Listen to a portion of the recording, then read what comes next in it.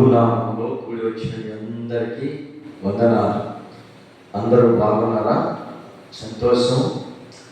ప్రభునందు ప్రియమైన దేవుని యొక్క ప్రజలారా, మనము మరొక రోజు ఈ విధముగా ప్రభుని ఆరాధించడానికి దేవుడు నీకు నాకు మనకందరికీ ఇచ్చినటువంటి ఈ సమయాన్ని బట్టి ప్రభువుని మనము స్తుతిస్తున్నాం.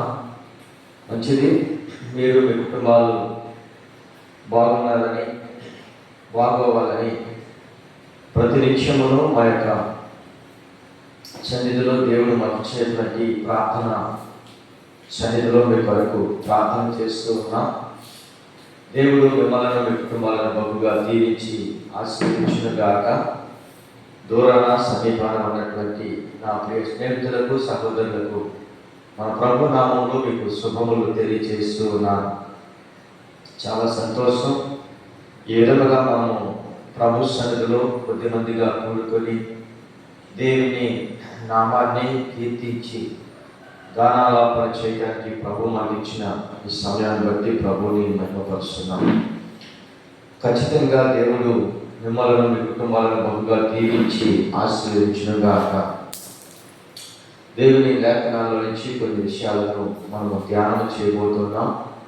ప్రతిరోజు మనము ధ్యానిస్తున్నటువంటి ఈ వాక్య ధ్యానాలు మనకు, మన కుటుంబాలకు, సంఘాలకు, అలాగే వింటున్నటువంటి యొక్క మీకును కూడా దీవెనకరంగా, ఆశీర్వదకరంగా ఉండాలని మేము ప్రార్థన చేస్తూ ఉన్నాం. ఈ ఉదయకాల సమయంలో నిజంగా మనం దేవుని కలిగి ప్రభుని అంగీకరించి ఆయన అడుగు చారలో మనమంతా నడిపించబడుతూ దేవుని చిత్తాన్ని మనం గుర్తించి ఆయన చిత్తాన్ని మనం జరిగిస్తూ ఉన్నాం. క్రైస్తవులము అని మనం చెప్పుకుంటూ ఉన్నాం. మంచిది. అయితే మనము దేవునికి విరోధముగా కాకుండా దేవుని వాక్యానుసారంగా మనం జీవించాలి, ప్రవర్తించాలి.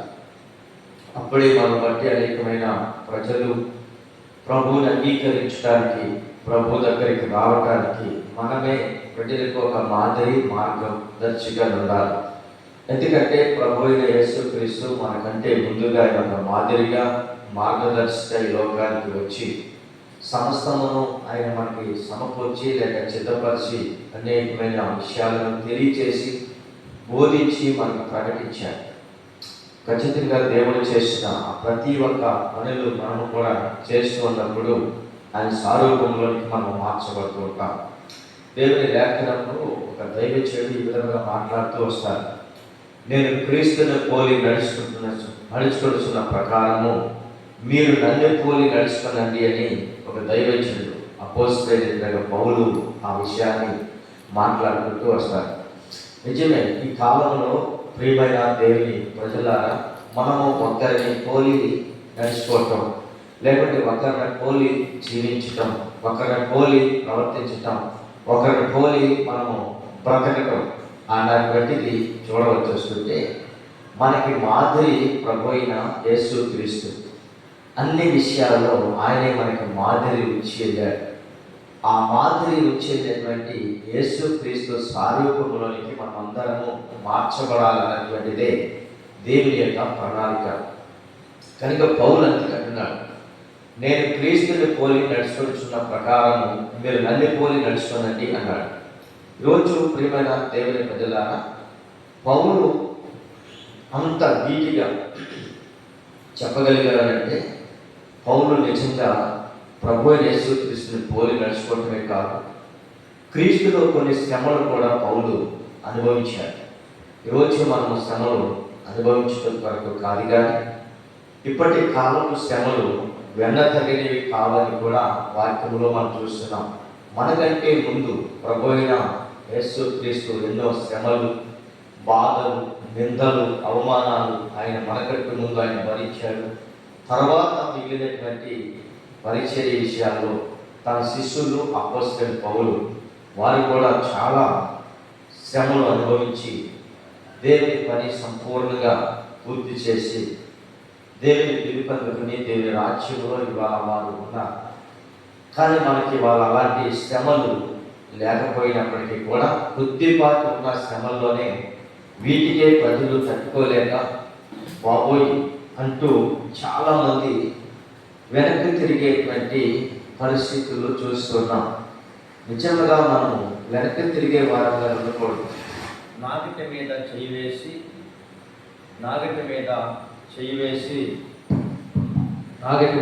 వేసి వెనక్కి తిరిగి వాడు నాకు పాత్రుడు కాదని వాక్యంలో మనం చూస్తున్నాం.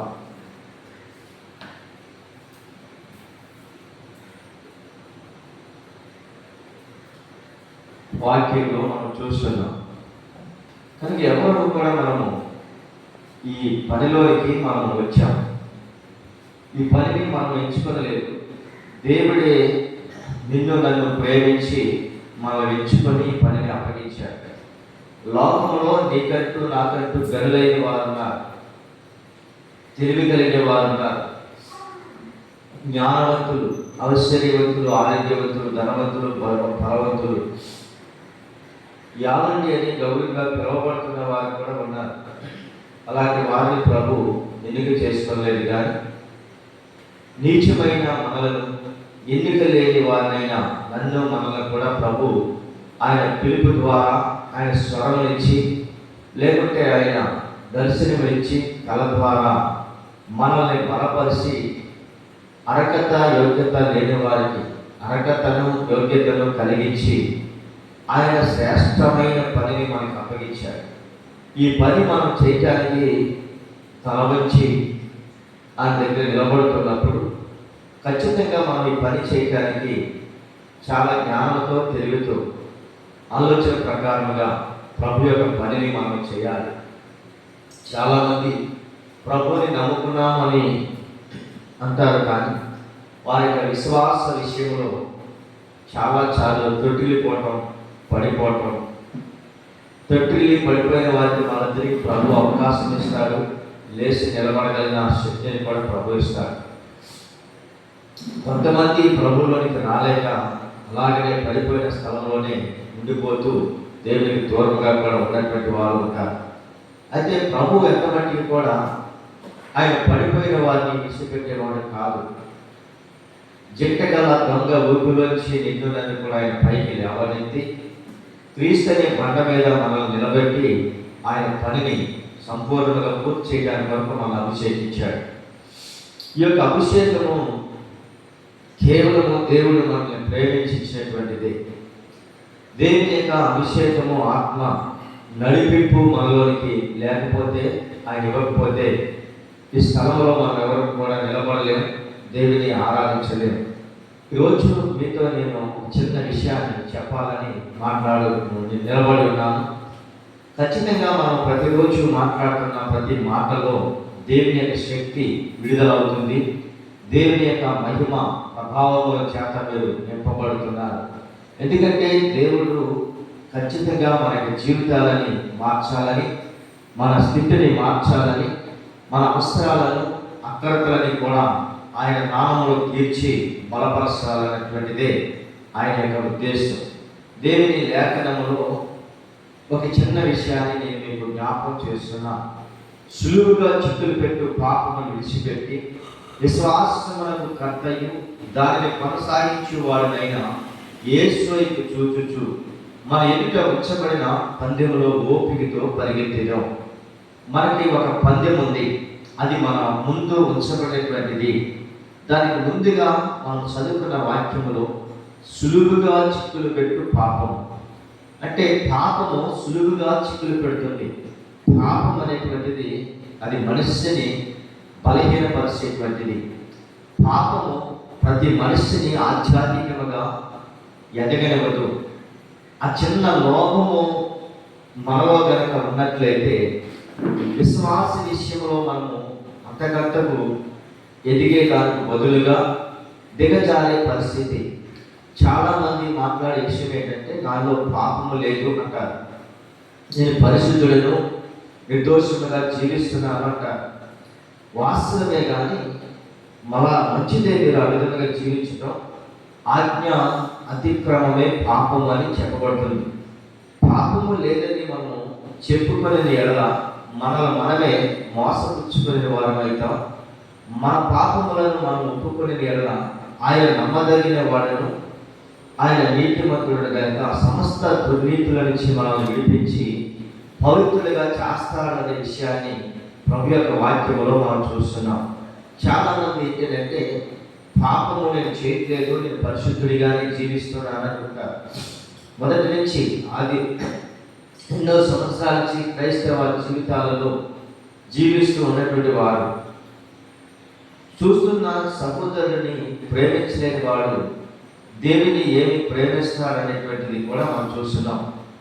ఈరోజు ప్రభువుని ప్రేమిస్తున్నాం అనుకుంటున్నారు, కానీ తనతోటి స్నేహితుడను లేకపోతే తనతోటి ఒక విశ్వాసని ప్రేమించలేనటువంటి పరిస్థితి, తలదించుకొని నడిచేటువంటి పరిస్థితి. ఇది కూడా ఒక విధంగా చెప్పాలంటే పాపమేనని చెప్పవచ్చు. ఇక్కడ చురుకుగా చిక్కులు పెట్టు పాపమును విడిచిపెట్టాలి. ఈ లోకంలో చాలామంది విడిచిపెట్టలేనటువంటిది ఏంటి అంటే పాపము. అన్నీ విడిచిపెడతారు చాలామంది. మేము దాన్ని విడిచిపెట్టేశాం, దీన్ని విడిచిపెట్టేశాం, మాకున్న సర్వము కూడా విడిచిపెట్టేసి దేవుడినే మేము ఆరాధిస్తూ ఉన్నాం, దేవుడినే మేము మహిమపరుస్తున్నాం, మాకున్న అన్నీ కూడా విడిచిపెట్టాము, ప్రభువుని ఆరాధిస్తున్నాం అంటారు. వాస్తవమే, మంచిదే, విడిచిపెట్టాలి. కానీ అన్నీ విడిచిపెట్టినా ఎక్కడో చిన్న ఆవగించంత లోపము పాపము వారిలో ఏలుబడి చేసుకుని ఉంది. మొహపు చూపులతో చూడటమో, లేకుంటే ఊహలతో ఆలోచించటమో, లేకుంటే వారు నడిచే నడక విషయంలో క్రమము తప్పి నడవటమో, ఇలాంటివన్నీ కూడా పాపానికి సూచనగానే ఉన్నాయి. విడిచిపెట్టలేకపోతున్నారు. దారంతా నడుస్తున్నటువంటి ప్రజలను చూస్తున్నప్పుడు కూడా అది కూడా ప్రభు యేసుక్రీస్తు చెప్పాడు, మీరు మొహపు చూపుతో చూసి ఆమె బాగుంది అని మీరు ఆలోచించినప్పుడు కానీ, అలాగే అన్నప్పుడు కానీ అది పాపమే అని మాట్లాడుతున్నది వాక్యం.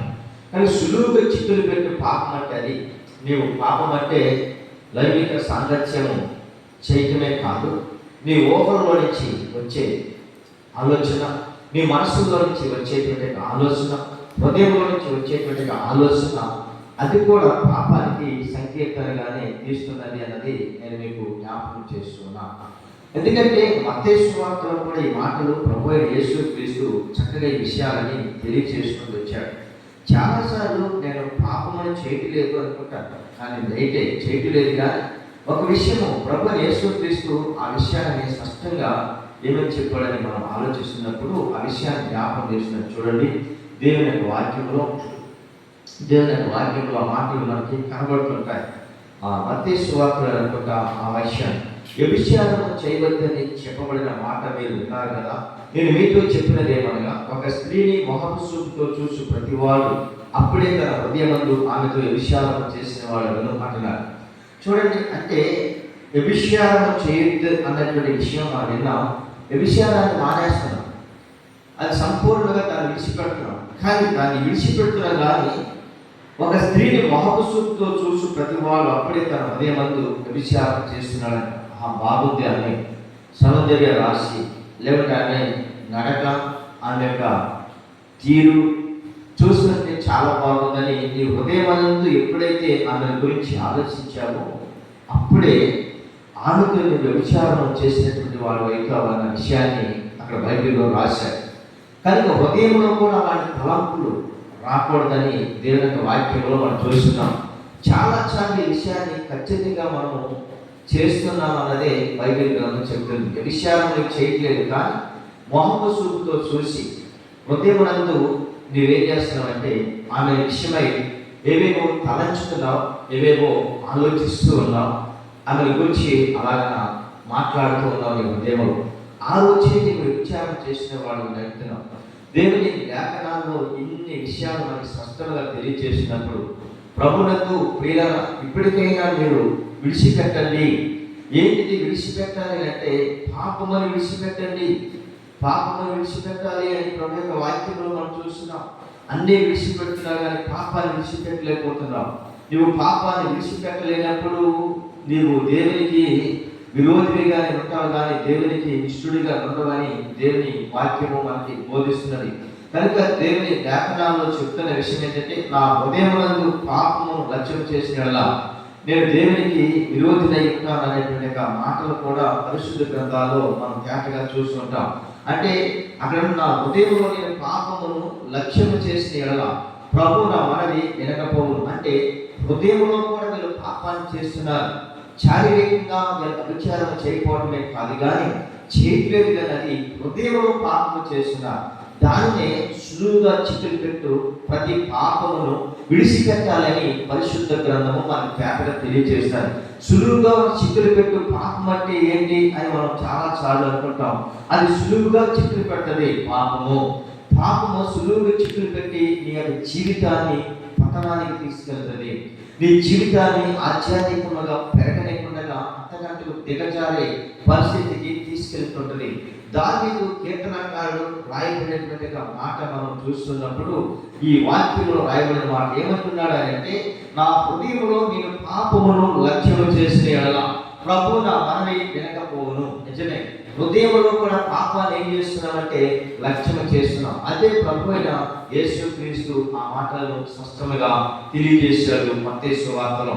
కనుక మీరు ఎందుకంటే ఈ మీ హృదయంలోనే ఏం చేస్తున్నారంటే మొహపు చూపుతో చూసినప్పుడే అప్పుడు మీరు ఆమెతో వ్యభిచారం చేసిన వారు అవుతున్నారు అని మాట్లాడుకుంటూ ఆ విషయాన్ని మనం చూస్తున్నాం. నేను మీతో చెప్పినదేమనగా, ఒక స్త్రీని మొహపు చూపుతో చూసి ప్రతి వాడు అప్పుడే తన హృదయమందు ఆమె వ్యభిచారం చేసినారు. అంటే హృదయంలో పాపమును లక్ష్యం చేసిన నా దేవుడు నా మనవి ఆలకించకుడును.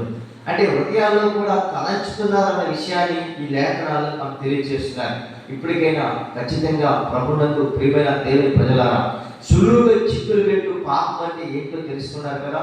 ఈ సులువుగా చిక్కులు పెట్టు పాపాన్ని నువ్వు ఖచ్చితంగా విడిచిపెట్టకపోతే కనుక దేవునికి మనము ఆ ప్రార్థన ఎంత చేసినా ఆ ప్రార్థన ప్రభు ఆలకించడు అని చెప్తున్నాడు. అంతేకాకుండా దాన్ని మనం విడిచిపెడితేనట ఇంకా కిందకంటున్నాడు దేవుని వాక్యం మత్తయి సువార్తలో, నీ కుడికన్ను నిన్ను అభ్యంతరపరిచినలా దాని పెరిగి నీ యొద్ద నుండి పారేయు, నీ దేహం అంతే నరకంలో పడవేయబడకుండా నీ అవయవములలో ఒకటి నశించుట నీకు ప్రయోజనకరం కదా అన్నాడు. కనుక దయచేసి సులువుగా చిక్కులు పెట్టు పాపము. దీన్ని ఎలా సులువుగా చిక్కులు పెడుతుందంటే, మొహపు చూపుతో చూసి ఆ హృదయమునందు ఆమె గురించి నీవు ఏదో హృదయంలో తలంచుకున్నప్పుడే పాపము చేసిన వాడు అవుతాం. అందుకనే నా హృదయమునందు అంటున్నాడు. ఎందుకంటే హృదయంలో నా పాపమును, హృదయంలో నేను పాపము లక్ష్యము చేసిన ప్రభు నా మనవి ఆలకించాడు. మన మనవి ఆలకించాలంటే మన హృదయంలో ఎలా ఉండాలంటే ప్రభు యొక్క వాక్యము కూడా చెప్తున్నమాట. హృదయము శుద్ధి గలవారు ధన్యులు వారు దేవుని చూసేదారు అంటున్నారు. హృదయం శుద్ధి గలవారు ధన్యులు వారు దేవుని చూసేదారు. ఇదైనా చాలా మంది క్రైస్తవులుగా ఉన్నటువంటి మనము హృదయంలో పరిశుద్ధత లేకుండా, ప్రత్యేకత లేకుండా, ప్రతిష్ట లేకుండా, హృదయము శుద్ధిగా దాన్ని మనం చేసుకోకుండా మన ఇష్టానుసారమైనటువంటి జీవితము పైకి మనము వ్యాసం వేసుకుంటున్నాం. భక్తి వ్యాసం వేసుకొని ప్రభువుని ఆరాధిస్తున్నాం అనుకుంటున్నాం. అయితే మంచిగా ఆరాధిస్తున్నాం అనుకుంటున్నాం. కానీ మనం ఆరాధించే ఆరాధన, మనం చేసే ప్రార్థన ప్రభు సన్నిధికి చేరాలంటే చెడుగా చిక్కులు పెట్టు ప్రతి పాపాన్ని విడిచిపెట్టవలసిన వారమై ఉన్నాం. ఎందుకంటే ఆ పాపము విడిచిపెట్టకపోతే మనం చేసే ప్రార్థన అంట, మనం చేసే మనమంట ఆయన వినుకుంటాడని కీర్తనకారుడు చెబుతూ ఉన్నాడు. అయితే అంతేకాకుండా రాయబడిన మాట ఏంటంటే, పందెములో ఓపికతో పరిగెత్తాలంటున్నాం. అంటే మన ముందు ఒక బహుమానం ఉందంట.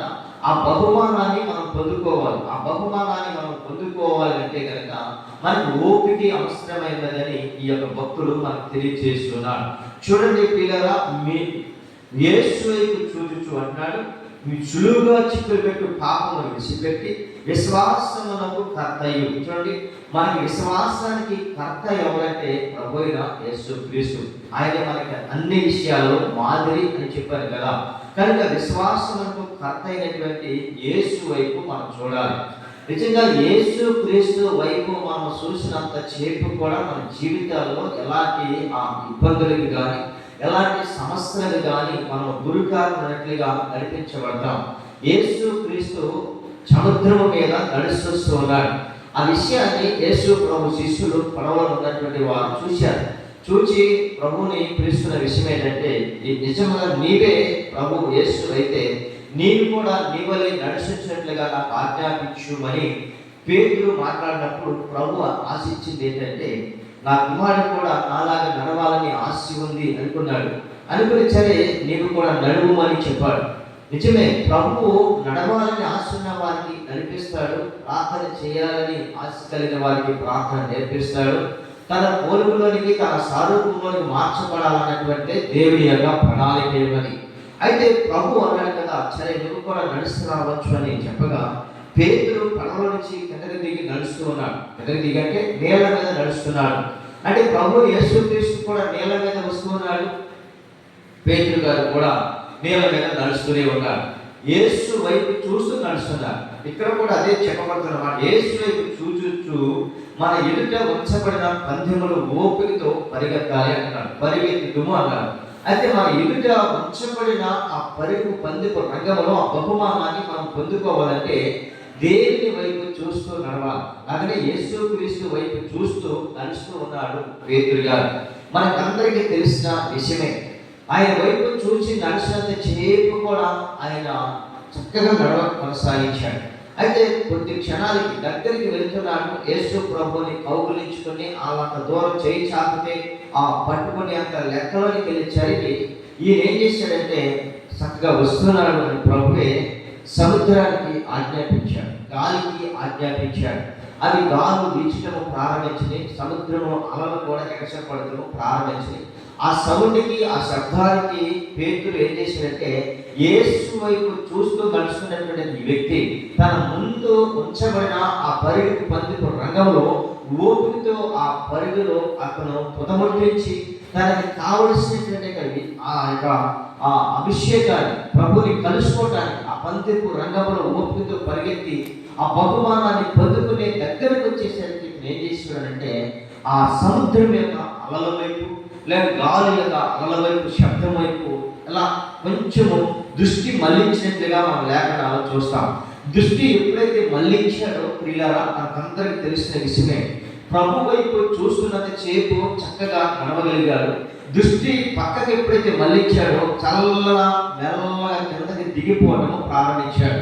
ఈ రోజు కూడా క్రీస్తు వైపు చూస్తున్నటువంటి మనమందరం కూడా ఖచ్చితంగా విశ్వాసమును కర్తయ్యలో దాన్ని కొనసాగించేవాడైనా యేసు వైపు చూస్తూ కనుక మనం నడిస్తే ఖచ్చితంగా చివరి విజయము మనదే.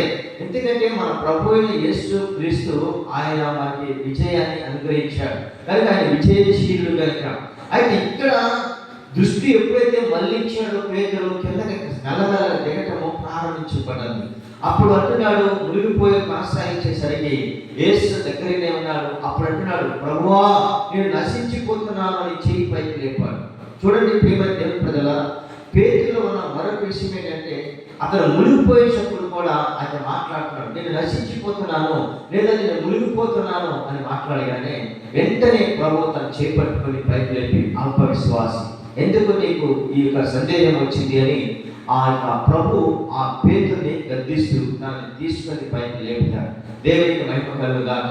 అంటే ఎందుకు ఈ విషయాన్ని నేను మీకు ఈ దృష్టిలో పెడుతున్నానంటే మనము కూడా మునిగిపోతున్న పరిస్థితుల్లో, పాపానికి దగ్గర అవుతున్న పరిస్థితుల్లో, లేకపోతే శాపము మన మీద ఏలుబడి చేస్తున్న పరిస్థితుల్లో, లేకపోతే మనము అన్నత్వంలో అలాగే గాఢాంధకారపు లోయలో బానిసత్వాన్ని అనుభవిస్తున్న మనం ఒకసారిగా ఆయన వైపు చూడటం ప్రారంభించి మనం ఆయన వైపు చూస్తూ నడవటం ప్రారంభించి మన చేయి కనుక ఆయన అందిస్తే ఖచ్చితంగా మన చేయిని ఆయన పట్టుకోగలడు. ఈరోజు ఈ ఉదయకాల సమయంలో ఈ వాగ్దానం ఏంటి తెలుసా? నీ చెయ్యి ఆయన పట్టుకోగలడు. నీ చెయ్యి ఎప్పుడైతే ఆయనకి నీవు అందిస్తావో, నీ చెయ్యి ఎప్పుడైతే ఆయనకి చాపుతావో, అప్పుడు నువ్వు పిలుస్తావో ఆయనను, ఖచ్చితంగా ఆయనని చేయి పట్టుకుని ఆయన నిలవబెట్టి బండ మీద నేను బలపరచగలిగినటువంటి ప్రభు ఉన్నాడు. దేవునికి మహిమ కలుగుగాక.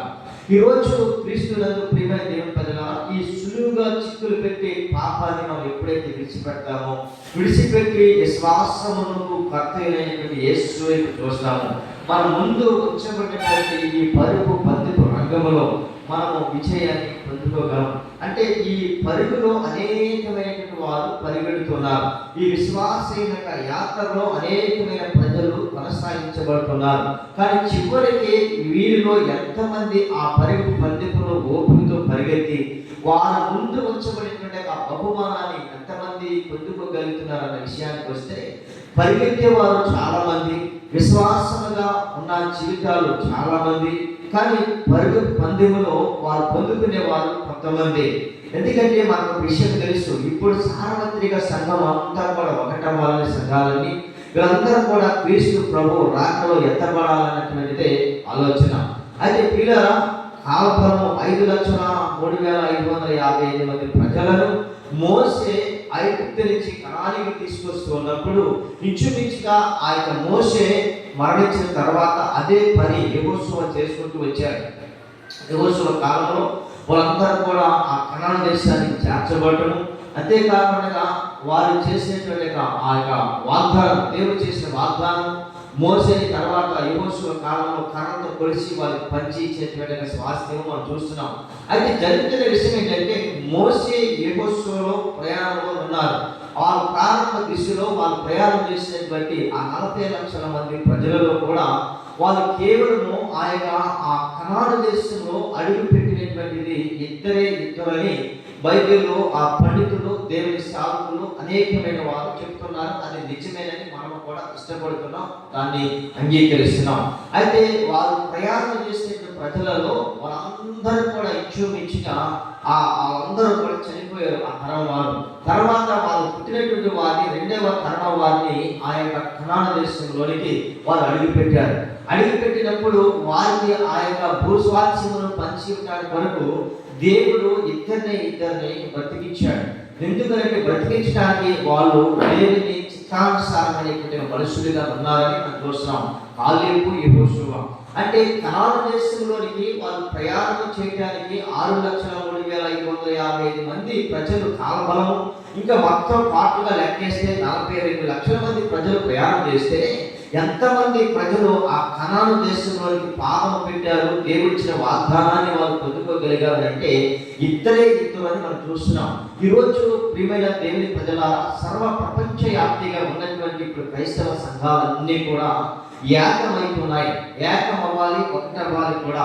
అయితే ఇంతమందిలో మనం ఎంతమంది, ఎన్ని సంఘాలు మధ్య ఆకాశంలోనికి ఎత్తబడతాయి అనేటువంటిది కూడా మనం ఒకసారి ఆలోచించాలి. అదే చెప్తున్నాడు ఆయన, యేసు వైపు చూడండి, ఎందుకంటే మీ ముందు ఉంచబడిన పరుగు పందెపు రంగంలో, మీ ముందు అంటే మీ ఎదుట ఉంచబడిన పందెములో ఓపికతో పరిగెత్తడానికి ప్రయత్నం చేయండి. ఓపిక, సహనము మనకు చాలా అవసరమైనది. నేను వెళ్ళాలి, నా దేవుడిని కలుసుకోవాలన్నటువంటి ఒక దైవ సేవకుడికి ఉండాలి. ఆ సేవకుడు సంఘాన్ని బలపరచాలి, వాక్యం ద్వారా ఉదక స్నానం చేత వాళ్ళని బలపరిచి వాళ్ళందరినీ కూడా సిద్ధపరిచి, తాను కూడా సిద్ధపడి ఆ దేవుని రాకడలో మనం అందరం కూడా పరుగు మన ఎదుట ఉంచబడినటువంటి ఆ బహుమానం ఏంటిదంటే, ఈ లోకంలో భౌతికమైనటువంటి బహుమానాలు ఉన్నాయి, కానీ మనము మధ్యాకాశంలో వెళ్ళటానికి అక్కడ గొప్ప బహుమానం ఉంది. అదే దేవునితో యుగాలు మనము జీవించేటువంటి జీవితం. అదే దేవునితో తరతరాలు మనం ఆయనతో కలిసి ప్రభుని ఆరాధించేటువంటి జీవితము. అది మనం ఎదుట ఉంచబడినటువంటి ఆ యొక్క బహుమానం. ఆ బహుమానం వరకు ఇప్పుడు క్రైస్తవులుగా మనం అనేకమైన ప్రజలు, సేవకులు, విశ్వాసము ఇదే పందెములో మనం ఉన్నాం, ఇదే పరుగులో మనం ఉన్నాం, ఇదే విశ్వాస యాత్రలో మనం కొనసాగిస్తున్నాం. అయితే ఇవన్నీ మనం కొనసాగిస్తున్న మనం చురుగు చిక్కులు పెట్టి పాపాన్ని విడిచిపెట్టి ఆయన వైపు కనుక మనం ఖచ్చితంగా చూసినట్లయితే మన ఎదుట వచ్చబడినటువంటి ఆ బహుమానం నీవు నేను మనం అందరం కూడా పొందుగాక. ఎందుకంటే దాని కొరకే ఈ ప్రయాస, దాని కొరకే ఈ యొక్క భక్తి, దాని కొరకే మనం ఈ విశ్వాస విషయంలో పోరాటాలు జరుగుతున్నాయి. కనుక మనం ఎప్పుడు కూడా వారిని దీన్ని చూసి వారు ఎలాగైనా మీరు అలాగే అనుకున్నగా దేవుని యొక్క వాక్యంలో లేకపోతే దైవ శాస్త్రులు చెప్పినట్లుగా ఏ మతముల గురించి కానీ, ఏ మనుషుల గురించి కానీ మీరు విమర్శించవద్దు, ఏ మతం కూడా వారిని విమర్శించవద్దు వారిని అని మాట్లాడుతూ, మీకు తెలియని విషయాలు ఏమంటే అవి దేవుని కలిగి తెలుసుకోనండి అని దేవుని దాసులు కూడా చెప్తున్నారు. కనుక మనం ఎవరిని విమర్శించేవారు కాకుండా, ఎవరిని ద్వేషించేవారు కాకుండా, దేవుడు మనకు అప్పగించిన పని మర్యాదగా, నమ్మకముగా, యథార్థముగా చేస్తూ యేసు వైపు నీవు నేను మనం అందరం చూస్తూ మన ఎదుట వచ్చబడిన ఆ పందెములో ఓపికతో మనం పరిగెత్తుదాం, ఓపికతో ఈ భక్తిని చేద్దాం, ఓపికతో సహనంతో ఈ శ్వాసాన్ని కాపాడుకుందాం. మన హృదయంలో పాపము లక్ష్య పెట్టకుండా మనం హృదయాన్ని యథార్థముగా దేవుని కొరకే మనం జీవించి ఆయన కొరకే మనం బ్రతుకుదాం. ఇది కృప నీకు నాకు మనకందరికీ ప్రభు అనుగ్రహించునుగాక. ప్రార్థన చేసుకుందాం. పరిశుద్ధమును నమ్మకమును పరలోకమందున్న మా తండ్రి, నీకు స్తోత్రాలు వందనాలు తెలియజేస్తూ ఉన్నాను ప్రభా. మరొకసారి ఉదయకాల సమయంలో కొద్ది నిమిషాలు నీ సన్నిధిలో ఈ విధముగా ప్రార్థన చేయడానికి లేదా కొద్ది నిమిషాలు దేవుని మాటలను మాట్లాడటానికి మీరు మాకు ఇచ్చినటువంటి ఈ యొక్క ప్రభా మరి ఆయుష్ను బట్టి ఆరోగ్యమును బట్టి నేను స్తుతిస్తున్నాం. అయా ముఖ్యముగా ఈరోజు మాట్లాడిన ప్రతి ఒక్క మాట నా మా జీవితాల్లో ఆశీర్వాదకరంగా ఉంచండి, మేలుకరంగా ఉంచండి. చులువుగా చిక్కులు పెట్టు ప్రతి పాపమును మేము విడిచిపెట్టేవాడుగా నీ వైపే చూస్తూ ప్రభా మా ఎదుట ఉంచబడిన ప్రభా బహుమానాన్ని మేమందరము అనుభవించి పొందుకోవడానికి అట్టి కృపను మాకందరికీ మీరు దయచేయమని ఆయా యొక్క వాక్యం వింటున్న ప్రతి కుటుంబాలను మీరు దీవించండి, ఆశీర్వదించండి. వారి కుటుంబాల్లో పాపము విడిచిపెట్టలేకపోతున్నారేమో, ఆయన పాపం అంటే కాదు హృదయంలో ఏముంటున్నదని చెప్పావు ప్రభా.